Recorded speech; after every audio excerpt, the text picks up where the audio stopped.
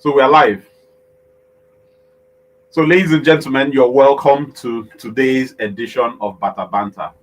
Bata Banter is a podcast where we talk about the footwear industry in Sub-Saharan Africa. We talk about everything pertaining to the footwear industry,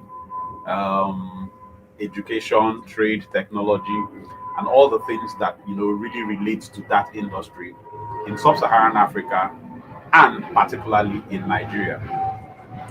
My name is Victor Onyebwado.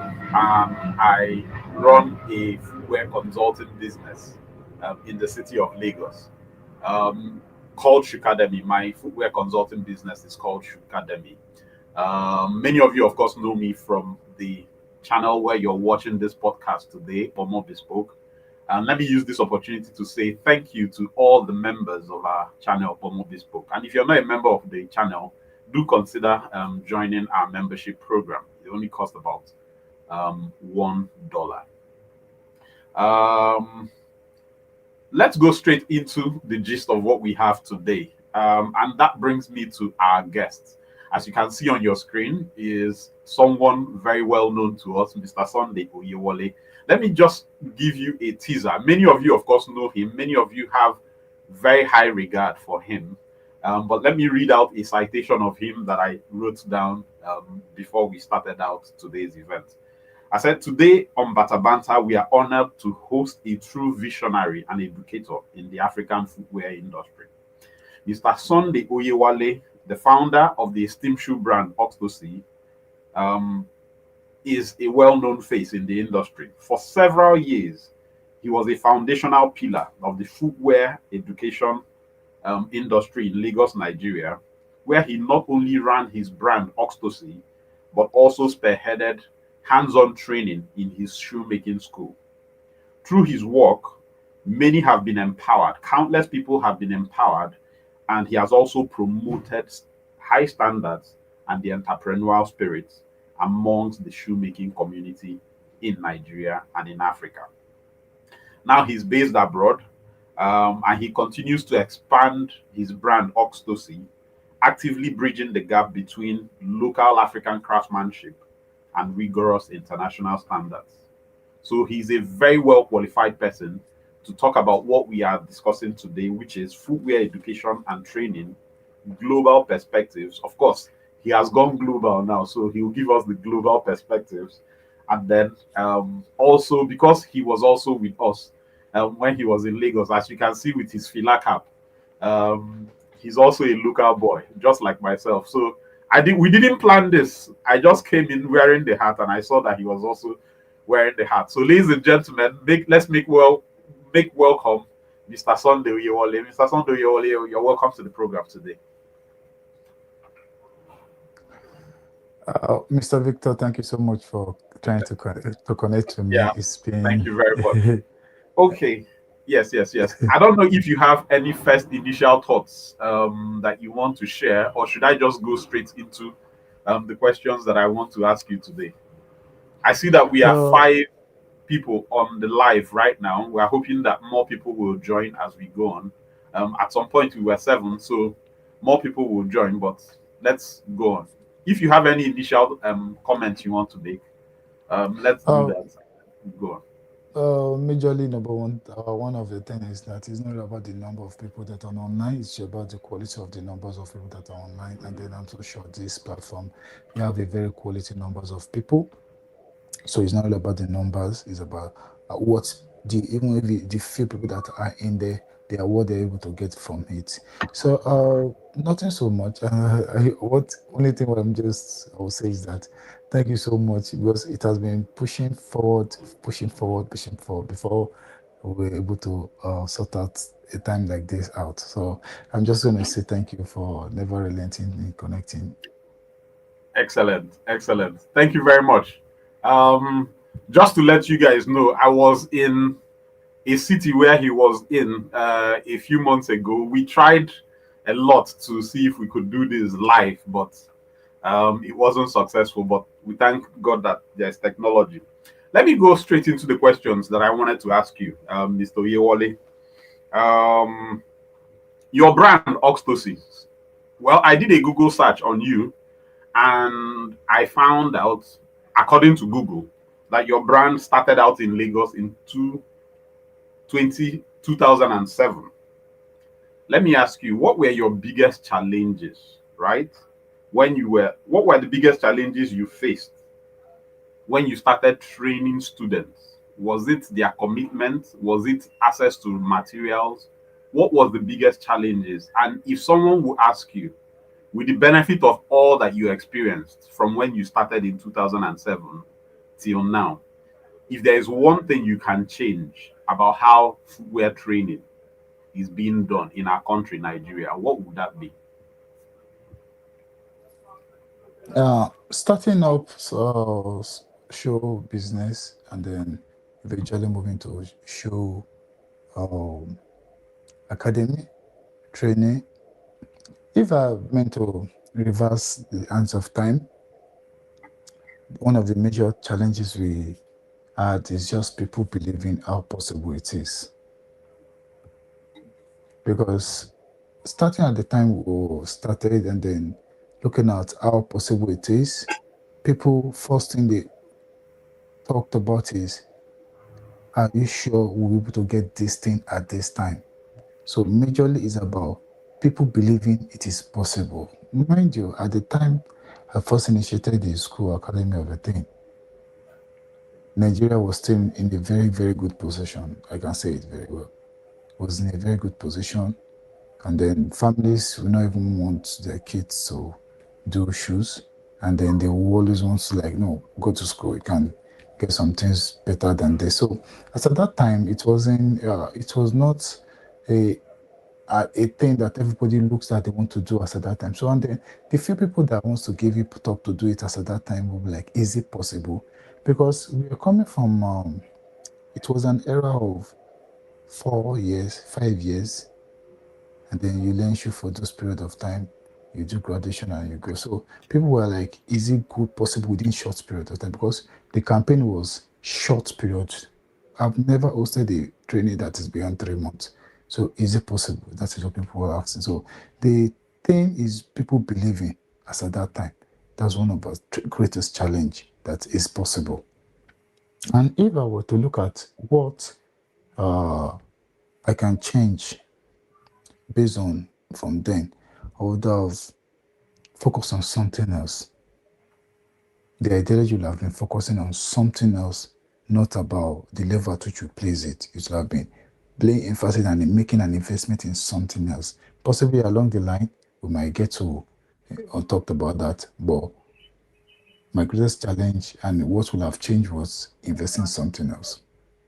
Excellent. Same in shoemaking, but just tweaking the thing to something else. Excellent. Please don't forget to let us know what that something will be. And those of us who are on the live stream, I see Big M from Ghana. You're welcome to the live stream. I see all the big, big things you're doing in Nigeria and in Ghana. Big ups to you. I also see someone from Kebbi, people all the way from Kebbi, Adamawa. You're all welcome. Okay, so Mr. Yewole, you said the second question I actually have for you is that your school, you use the apprenticeship method. At least I visited your school about twice. While it was, I know that the school is still running, but I have visited twice, and I noticed that you use the apprenticeship model as well as the online class model, right? You were the pioneer when people like us got into training online. You were already an established name, you know. So I want to ask you: do you think that online courses are enough to teach this craft, or do you think that they can completely replace the hands-on learning that one can learn by the apprenticeship model? If you don't think so, do you actually think that online classes have a place in the industry at all? Yes, online classes, as the world is gradually evolving, is very, very important for adoption now. We need to adapt now because everybody is moving from is location, and they stay on the air to make their businesses. So it's doing things online now is a thing we need to adapt as at now, which is very, very important. Yeah, despite the fact that we've adapted it a long time, we still adapted, but at the time we adapted it, it was not really embraced. But for now, any business that is not adapting it might just be lacking behind. So online education is very, very key at this point. And it's despite the fact that it has its challenges because of how unique shoemaking is, but online can still play a lot of roles. And when we now talk about hands-on trainings, hands-on training is very, very important. Very important in the sense that when you do an hands-on and then you now have an opportunity for an online, it helps you merge together and it helps you to get quality things and then lets you achieve what you want to achieve.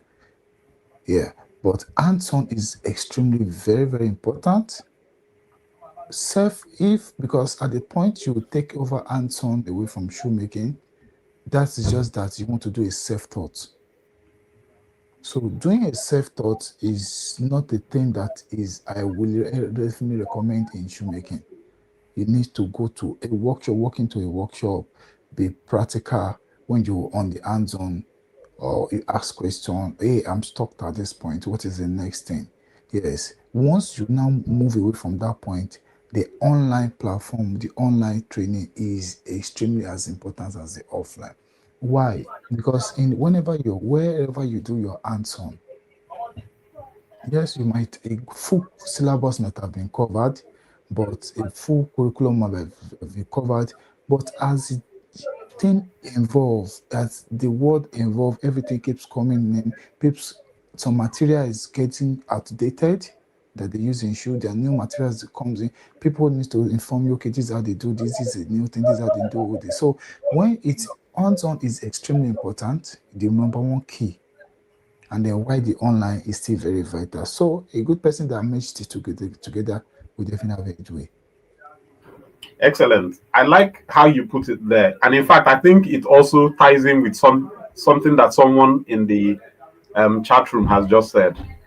Gary, Indiana. I don't know whether that's your name or that you're from Indiana. He said, as someone who has learned 100% online, I will say that it is valuable, but it has its limits. And I totally agree with you, Gary. And let me just, touch on something that you also said there, Mr. Oyewale. Hands-on training. At the time you started in 2007, at least in Nigeria, the internet wasn't what it is now. Yeah. Now we have 5G. You can actually shoot videos in high resolution. Um, Internet is relatively cheaper than it was at the time, and the Yeah. devices are getting better and better. A lot of detail can actually be used for online training. So, but I quite agree with you. If you find a good hands-on tutor, yeah, if you find a good hands-on tutor that you start with, then the online can always be a supplement. Mr. Yewale, when you started, you mentioned that if you had the opportunity of changing something, that you would have done things in a certain way and not the way that you went about doing it. Do you think this is a good time to give us a sneak peek into what that might be? Mm, that might most might just not really be in education, might just be in the issue generally. But if I have to relate it with the education, it has been one of the things that has been more of Can you speak up a little bit? I'm not it has been hearing one you very well. okay, it has been one of the things that has been kind of limit the industry from getting so Yeah. wild like that. So uh, I've I'm the kind of person that I've invested in production and I've also invested in the education. One of the greatest challenges have just been the possibility of expanding so wild, so wide. So if I were not to have been uh doing the education, I would have so much for me in the first instance, investing so wide, getting the direct source for not a limited leather. That is what will have limited material. That is what will have worked on. Because people in the education sector will be like, okay, come in, make these shoes. We, at the long run, we eventually built up to get uh, a premature set of people out, people that does not understand some integrity of, okay, as it is in in the shoemaking education right now. I'm so sure that I will not want to use the word social. If I tell somebody that, okay, a graduate of school or if a shoemaking class, and said, okay, differentiate all these leathers, the way they've been functions, the way they have been made, the kind of maintenance that needs to be done on it, you'll be very surprised that some might not understand it. And let me nail it. It's not. I'm not talking about polish. I'm talking about the earth implications of those materials. So if I were to be doing things a bit now, which we want to do now, it's gonna be quite different because the earth implication of each of all these material on our surfaces needs to be included in our curriculum. It's not just about making the shoes, not just making the shoe, let the shoe look beautiful. No, the comfortability, and then when we talk about comfortability, we'll be like, oh no, you just wear it. Does it size you? Is it okay? No, that is not what we call of comfort. How fit, and then how does the shoe goes with your skin type, so there are a lot of things that is involved, which at the time we're starting, when the exposure wasn't there, we're just about particularly about make the shoe and physically let the shoe looks good. And once the shoe looks good, you have a pass mark. As it is now, it wasn't. It shouldn't. If I need to reverse all those people have input like that way, it should not be like that. There should be a test yardstick to know if this shoes is suitable for a human being to wear. Hi. That's very, very insightful. That's something very insightful that you said there. The reason why we are having this discussion is because it's something that has actually been also troubling my mind. You know, um, I have the advantage of traveling, speaking with some of the top people in this industry, and I see what they do, I hear what they say, and I think that there needs to be a revamp of the curriculum in our own climate, in our own, particularly in Nigeria. Let's not even talk about Africa. Ethiopia is doing something right. To some good extent, Kenya is also doing something right. But Nigeria, a lot of things, and we just have one leather institute somewhere in Kaduna, and the things that happen there appear to don't really transcend, don't really come down to the grassroots. The bulk of the people who make shoes in our country really don't even know that that institute is there, and this is what they can teach. So I think that these things that you talk about, they are actually very important. And I see that someone has asked a question whether you have a master class online. If you do have a master class, I guess towards the end of the podcast, you let us know so that he can join, and then you can also bring out some of these things that you're talking about. Mr. Kofash, I sent you a link. If you want to join in and ask Mr. Oyewale some questions, just one or two questions, I've sent you the link. You can. But while we are there, let me ask you one question. You were involved in some community projects, Mr. Oyewale, when you were in Lagos, like youth Yeah. empowerment workshops. How can shoemaking be more respected? How can we make it a more respectable and attractive career for our young people? What thoughts, one or two things you think we can do to make shoemaking a much more respectable and attractive career for our young people? So going by the things I've done so far about the community project, yeah, that's just part of me giving back. And then so there's still gonna be more of that that will be coming up very, very soon. But those are the things I've done because I so much believe that there's some people that don't even believe it is, I will not say easy. There's a easy steps at which you can apply to show and can get things out done easily.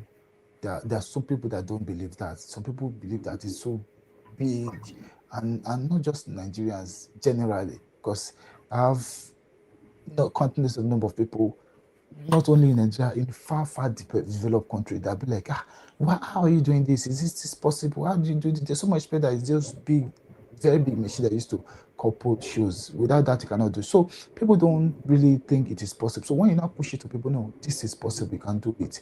Then the people really embrace it. So we did that at that time, and then a good number of people turns out, and then some people supported.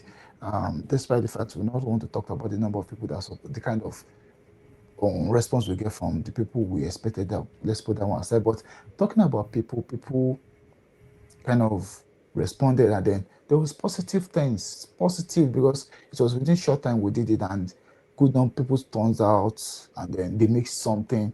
And I can say today, in fact, there's this saying that if it's those set of people that I was able to touch their lives, and then they were able to continue doing, and I did not do anyone again, I'm very fulfilled, because I was able to teach number of people, far as people that understand Agege underbridge, Agege bridge, Agege, re-Agege, interior of Agege, Oshodi, interior of Oshodi. Huh?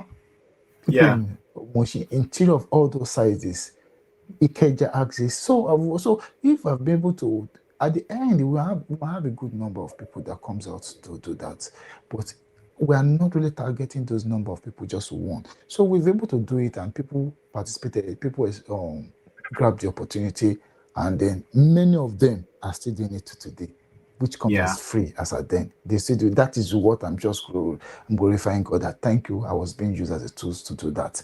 So when we want to talk about how they should begin, the people that partners, let's leave that for another day. But every project we did at the community things, it was a complete thing. We did from hands, without no anybody assistant. We did it, and we were able to do it. And people Yeah. really contributed, and they benefited a lot from it. Yeah. Thank you very much. I see that we have on the chat room the chairman of the Cobblers and Leather Artisans Association of Nigeria, Mr. Presido, sir. You're welcome. I also see Peace Ando, all the way from Ghana, our own international shoemaking guru. You're welcome. I see you. If you have questions for Mr. Oyewale, please put them in the chat box, and I would ask him as we proceed with these discussions today. But let me ask you, Mr. Oyewale, let's now talk about what you're doing now. We've talked about your past, the things you've done in the past. Let's talk about what is happening now. Moving Octoxii abroad was a big step. I remember there was one day that I was in a conference of the Nigerian Bar Association, and you just came to my mind. I was seeing the things that you were doing online, and you came to my mind. I said, this man is taking very, very big steps. I put a call across to you, and we had almost 1 hour discussion that day. But let me ask you, let's not make it 1 hour now. Summarize, right? Moving the brand international was a big step. What differences have you noticed, international and local, between what differences exist between what is obtainable internationally and what is obtainable in Nigeria? Whether it is in terms of the machinery, whether it is in terms of the syllables, whether it is in terms of the requirements for operating your business internationally. Just talk us through what that experience has been. Um, One thing is that we didn't move the business from Nigeria abroad. Okay. Our business still maintains is fixed based. Yeah. Still maintains is fixed based. It's still Yeah. based in Lagos. Our Yeah. workshop stay in Lagos. Currently undergoing massive uh Upgrade. renovation, Yeah. upgrade. Yes, our showroom in there currently working on a massive upgrade. Yeah. Yes, it's also always good for, we always think one time to try to expand, and then let's see what the international world looks like. When we are in back home in our place, we so much feel like, wow, I want to go out there. Everybody wants to go out there. No matter the craft person wants to go out there to see what is going on. That's one of it. Okay, let's see if someone is going. So in the world here, what is different? It's just like one of the things I just said. I pick point earlier that I said what I can, I should have. If I need to change the hands of time, I would have done is the first thing that comes out is the value anybody gets from something. Number one, the value. There's so much about someone's health is extremely important. That is the number one thing. Health is extremely important. I remember when I was starting up, and then I make a shoe for my friend, and then my friend is in Katana and doing something. So we make shoes. We're going to school, and then we made same shoe, and then at the back of my legs, the guy has the blisters, and he was able to wear it for which it was like I used to add the blisters with that same shoe, the same shoe. We kind of like twins like that. He has the blisters, I has the blisters, but I don't want to tell him that I had the blisters. So he has the blisters. Even in the developed world, the first thing before I let that person put in the shoe, I must have do a safety test. So what is our safety test? What is the comfort? Does this shoe going to fit this person? Not fitting on outlook. We are so much particular about outlook in the back home, not about how the comfort, the health implication of how the person. So that is number one thing people prioritize. They prioritize their well-being, their health first. So when you're producing things, you're making something with that will not have a clinch. The risk assessment you have to assess it within the person very well. That's one thing you need to check in there. And when it comes to machineries, yes, we can say that remember in shoemaking there are custom make shoes and then there are the factory make shoes which you're gonna make in numbers, which you make in numbers. Are you with me? Hello?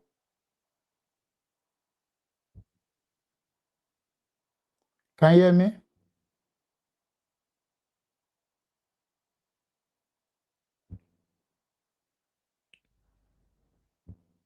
Am I still on the line?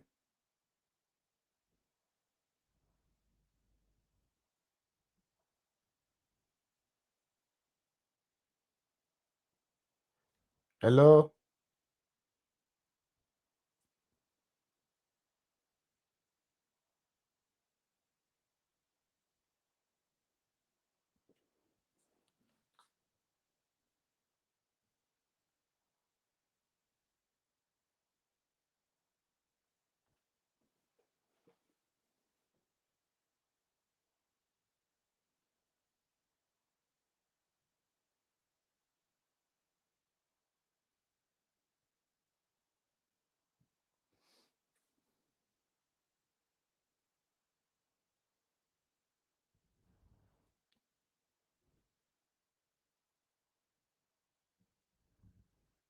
Hello?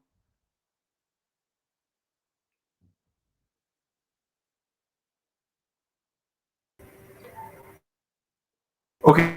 Hello, Mr. Oyewale. Can you hear me?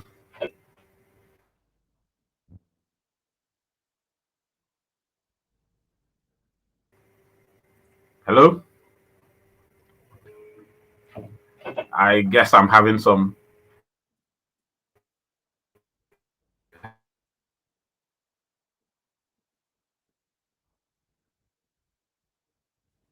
Hello, can you hear me, Mr. Oyewale?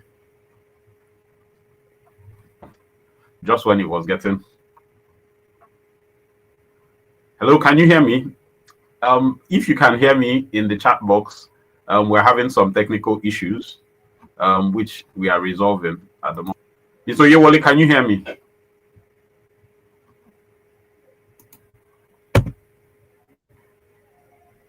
Hello?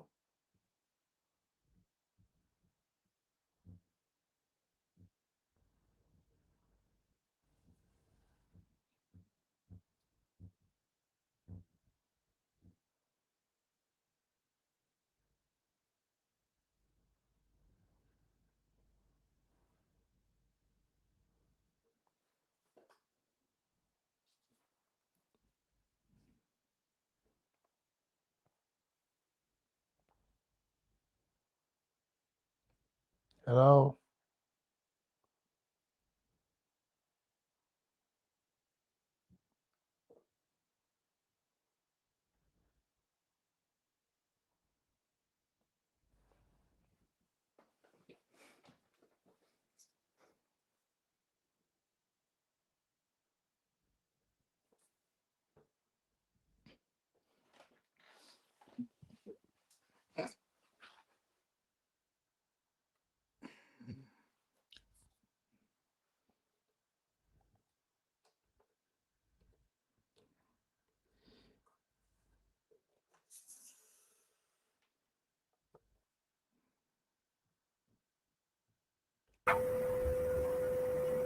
Hello, Mr. Oyewale. If you're there, please confirm that you Okay. can hear me.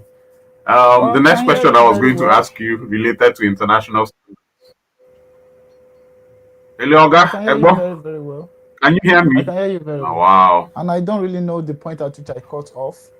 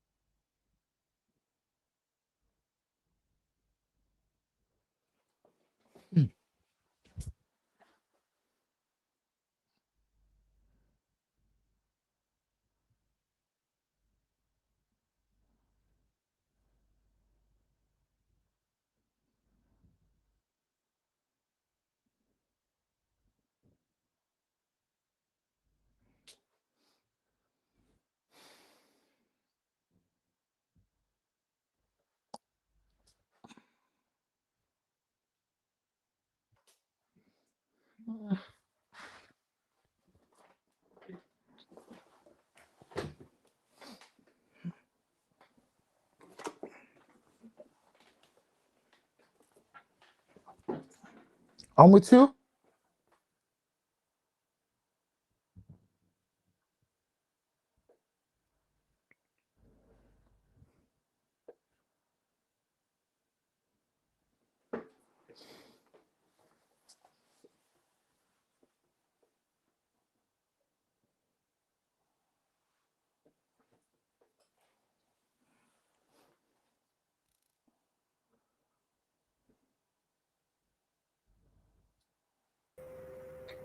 Okay. Oga, can you hear me? Am I audible now? Hello, can you hear me, Mr. Oyewale?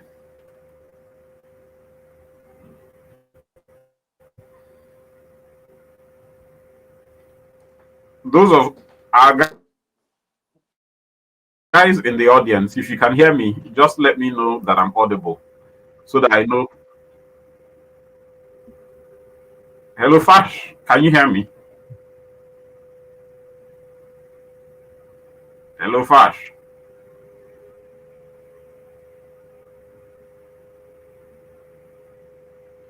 Okay, so ladies and gentlemen, while we try to sort out the network issues that we have, so I guess the next question I actually wanted to ask Mr. Yewole was relating to um, what international standards mean to him. He has had the experience of um, plying this trade, plying his craft both in Nigeria and internationally as well. So I wanted to find out from him what he considers to be international standards and how Nigerians and local craftsmen can actually imbibe those standards. If you have questions that you want for him to ask, please do put it in the comment section and I will be very, very glad to put those questions across to him. So Yewole, you appear to be back. Can you hear me now? Yes, I'm back, but I need to get Your yeah. video back on. Yes, yes, Yeah, yes. I think I'm back on that way. So Excellent, okay. excellent. So Sorry about that. So we are sorry for the break-in. you Yes, just don't need yes. to be sorry. I can understand your Good, system. good. I can hear you, but I'm not seeing you. Don't worry, you get to see my mic now. Yes, yes, it's network. Okay, so I guess what I will do is I'll turn off my own video, and I'll keep talking. Let's see whether that will improve the network. But if you hear me, just let me know that you hear me. The Am next I? question I was Can you going to feel me ask now? you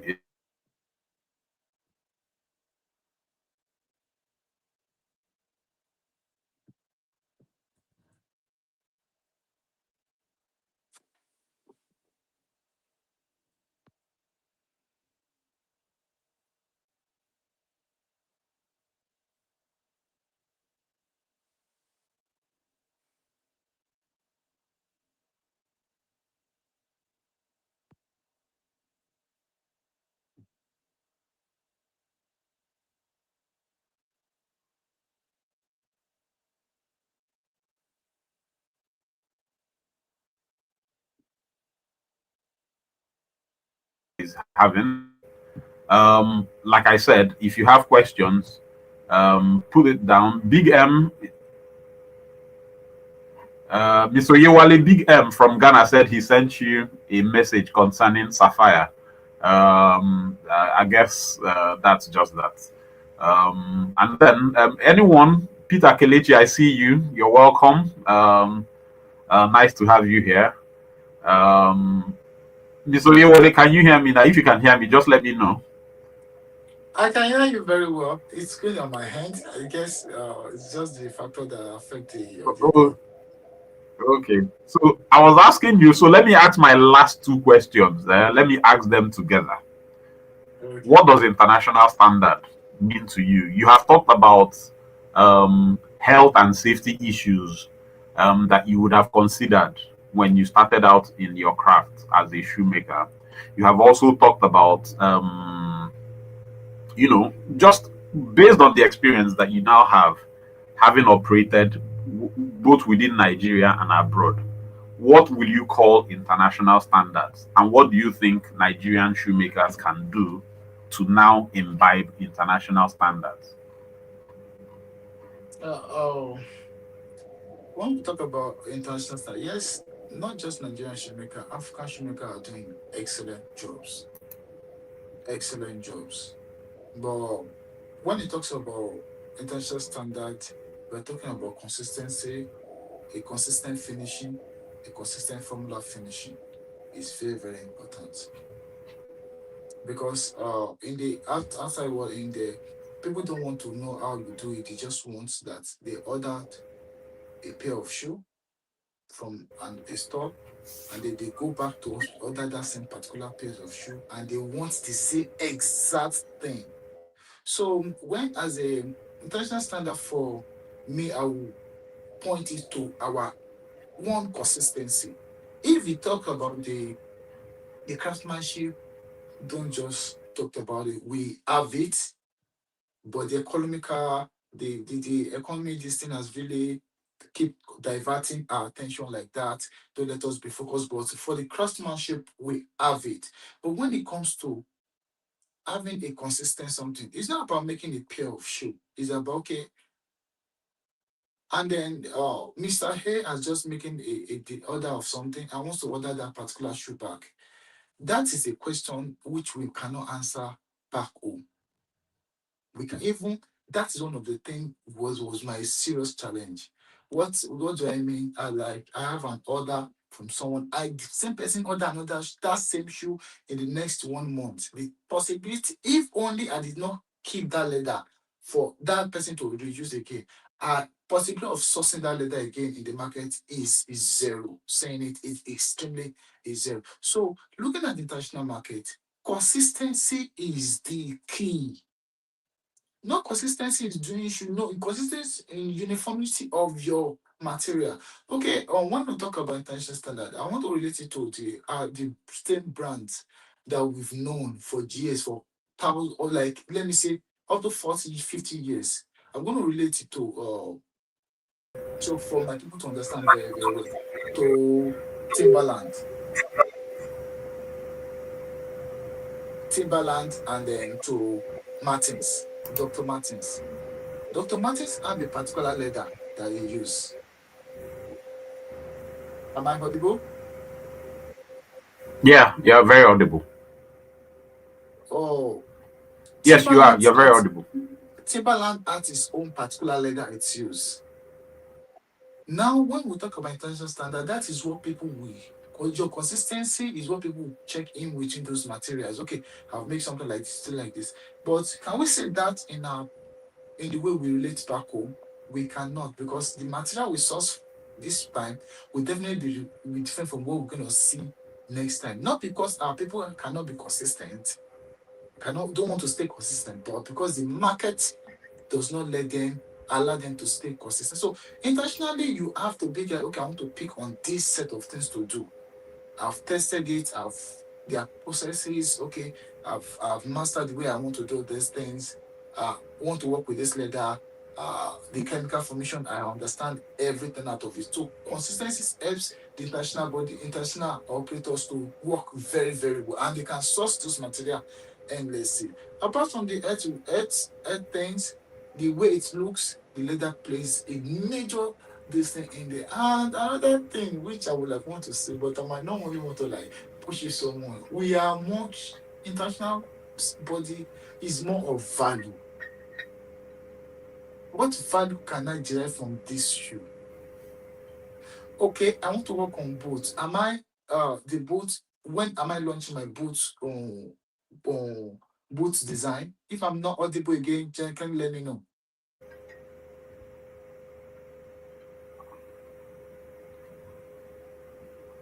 Am I audible?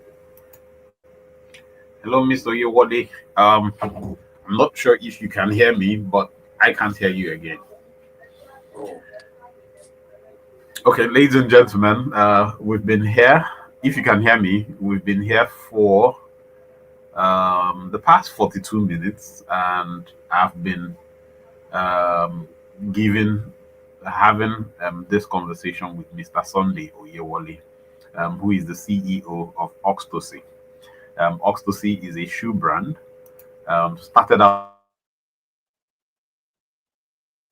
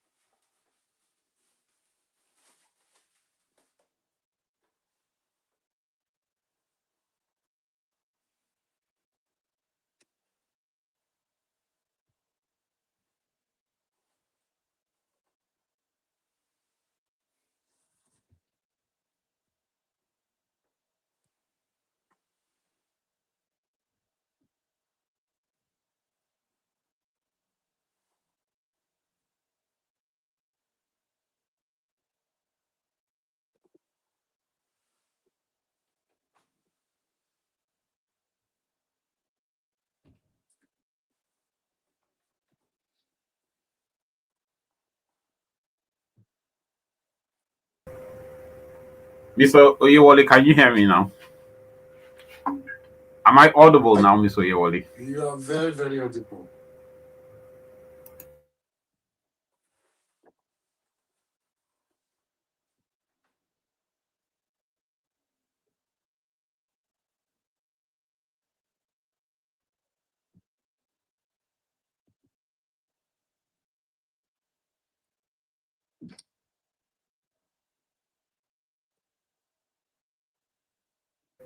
Can you hear me? I can hear you very well. Hello, Mr. Oyewale, can you hear me? I can hear you very, very well. All right. We'll have to end the stream.